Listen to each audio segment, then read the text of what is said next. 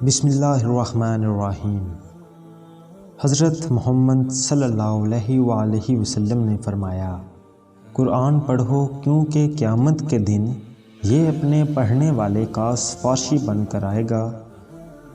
رسول اللہ صلی اللہ علیہ وآلہ وسلم نے ارشاد فرمایا، جو آدمی تھوڑی سی روزی پر راضی ہو جاتا ہے تو اللہ تعالیٰ اس کے تھوڑے سے عمل پر بھی راضی ہو جاتا ہے۔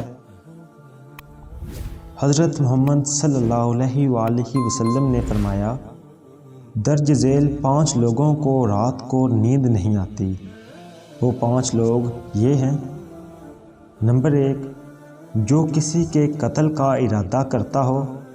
نمبر 2، جس کے پاس مال و دولت ہو اور اس کو کسی پر بھروسہ نہ ہو۔ نمبر 3، جس نے لوگوں سے بہت سی جھوٹی باتیں کہی ہوں اور لوگوں پر جھوٹے الزام لگائے ہوں۔ نمبر 4، وہ جس کی ذمہ داری زیادہ ہو لیکن اس کے پاس دینے کے لیے کچھ نہ ہو۔ نمبر 5، وہ جو کسی کے عشق میں مبتلا ہو اور جدائی سے ڈرتا ہو۔ فرمان مصطفیٰ صلی اللہ علیہ وآلہ وسلم ہے، دل سخت کیوں ہوتا ہے؟ اللہ تعالیٰ کے ذکر کے سوا زیادہ گفتگو نہ کرو، کیونکہ اللہ تعالیٰ کے ذکر کے بغیر زیادہ کلام کرنا دل کی سختی کا باعث ہے، اور سخت آدمی اللہ تعالیٰ سے بہت دور ہوتا ہے۔ آخری حدیث آپ سے بیان کرتے چلیں۔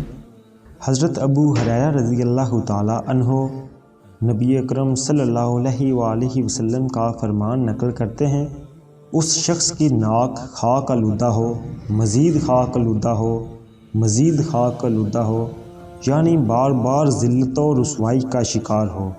عرض کی گئی، یا رسول اللہ صلی اللہ علیہ وآلہ وسلم کون؟